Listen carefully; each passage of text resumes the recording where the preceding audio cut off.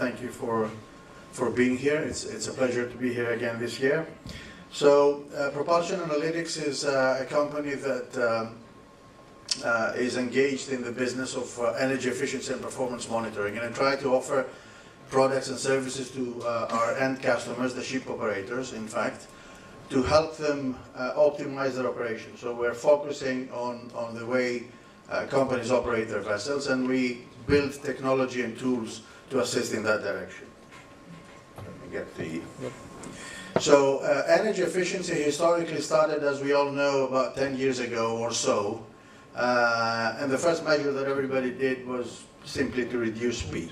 So slow steaming is the way, in a way, that's the way things started in the industry. Now since then, we've gone, I would say, in 4 different waves of evolution and practices that one does. But now I think we can safely say that we're in the 4th wave of what we call energy efficiency and performance monitoring. So things like online monitoring, fuel management as opposed to simply fuel monitoring, engine monitoring and fault diagnostics, condition-based monitoring, predictive maintenance are sort of, every day's, if not business, but every day's language. So we are used to seeing practices in the market present today. Now, as a company, we believe that in order to develop and deliver value, one needs to encompass and embed 3 different pillars. Certainly the first pillar is core engineering principles. So that could be in the form of simulation models or other tools, but certainly the core engineering principles behind either a naval architecture issue or a marine engineering issue. The second pillar that we should never forget is the human expertise. Human expertise can be found in technology vendors, in machinery equipment designers and makers, but certainly also in ship operators. So one has to take that into account in order to bring the end value the best possible way. And last but not least, which is the topic of my discussion today, we've recently over the past few years started introducing machine learning techniques as a 3rd pillar in the way we handle, certainly as a company, but I think it's broadening in the industry. So machine learning is actually coming to compromise and work hand in hand with the other 2 pillars. And we believe that when the 3 meet is where the actual best value and optimum value comes out. Now, it seems that luckily we're not the only ones believing that. Some of the big guys are actually following the same path. WinGD, one of the 2 major engine designers, some of the people in the room might know them still as Wärtsilä 2-stroke engines, but this is their new name. So WinGD, with whom we're lucky to cooperate with, they've selected us about a year ago to develop for them, based on these, as I said, 3 pillars, engineering, human expertise and machine learning, the new engine diagnostic system, which is now becoming standard in their engines. Now, okay, so let's demystify a little bit machine learning. So what is it? Everybody's talking about machine learning.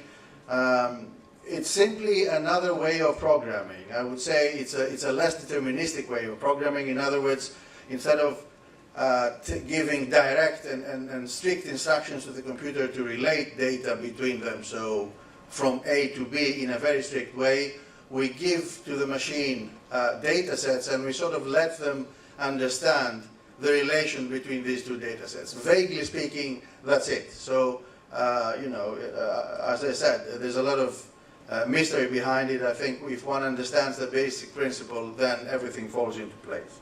Now, initially we started seeing machine learning applied in sort of science, more engineering like biology, science like biology, pharmacology, medicine, engineering, macroeconomic forecasts, etc. But it's becoming part of our daily life. I think we might not realize, but what we see every day in our internet visit around the net and the advertisements that we're being served are actually the outcome of machine learning algorithms matching our profile, our practices, our habits to the needs of people who want to advertise their products. So that is an everyday experience that we might not realize we live in. Same happens with fraud detection and also the financial transactions that we go through every day, be that credit cards or PayPal transactions or things like that. They're all sort of filtered, if you like, through machine learning algorithms to detect fraud. Okay, so how do we apply machine learning? I think one has to start from a historical big data set. And the word big is not an exclusive term, but the bigger the data set, the bigger the historical data set that you start from, the better actual result you get at the end. So you gather your historical big data set. And you use that historical big data set to relate the data between them.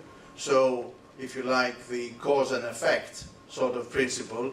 And you train the machine learning algorithm to understand the relation between data sets. Now, once you've done that, then you can apply it in real-life conditions. So you put it in action, and you apply that in your daily operations.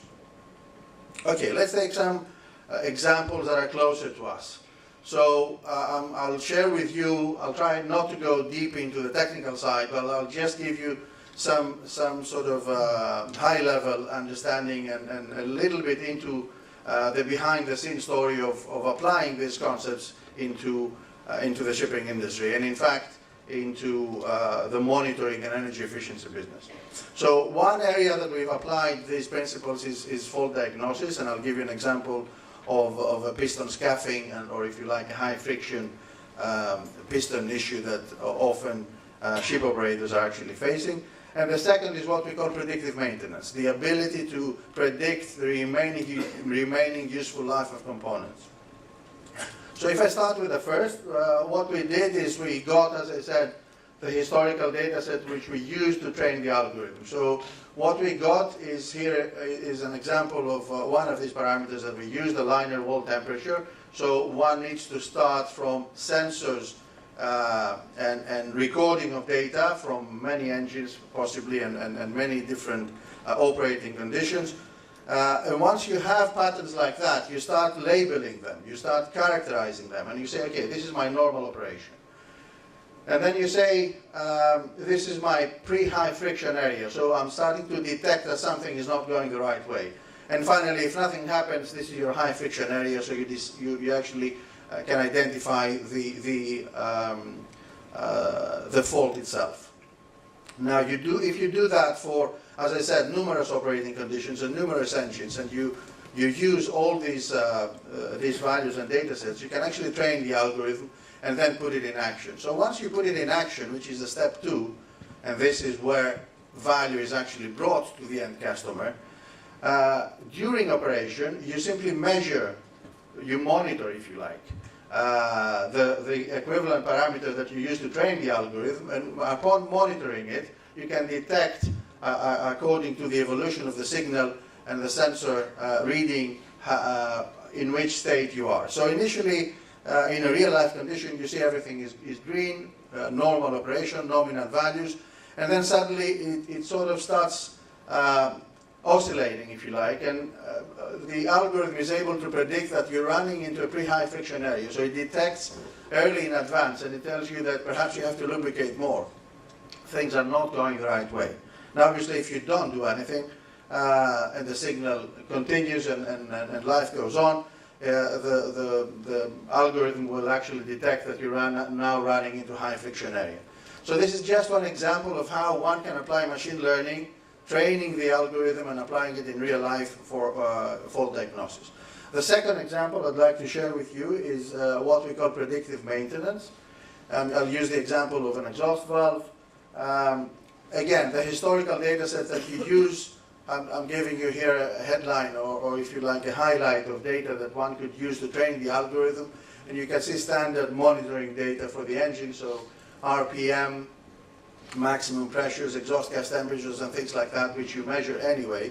If you combine them with running hours, wear measurements that people periodically take anyway during inspections, and replacement events, so you use that in order to train the algorithm, then during operation you can actually simply by monitoring these parameters and obviously tracking also the running hours of the components, you can actually predict wear measurements the wear estimation without measuring, and also the remaining useful life, which leads you to being able to predict how much remaining useful life you have for a particular component and compare that to possibly a planned maintenance event. So you can either extend the useful life or preventively ad hoc maintain or plan an ad hoc maintenance or troubleshooting event.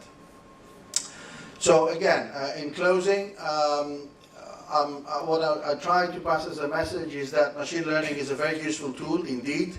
It's actually becoming quite standard in our industry as well. A lot of people are using it, you might not be realizing, but a lot of vendors are actually using machine learning tools. Certainly some of the big data guys that we saw in the previous panel.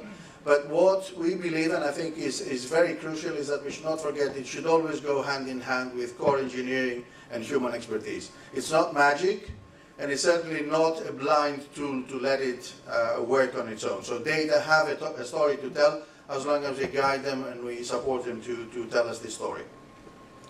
As a company, as I said, we have applied this principle, so we're combining in our core technology product, which is the Engine Hypercube, a product that we developed for the shipping community to monitor their engines, performance of their engines, and diagnose faults and provide troubleshooting, is based on these three core principles. So engineering, based on simulation models, human expertise, and now machine learning techniques as well. So thank you very much for your time. I think I'm on time.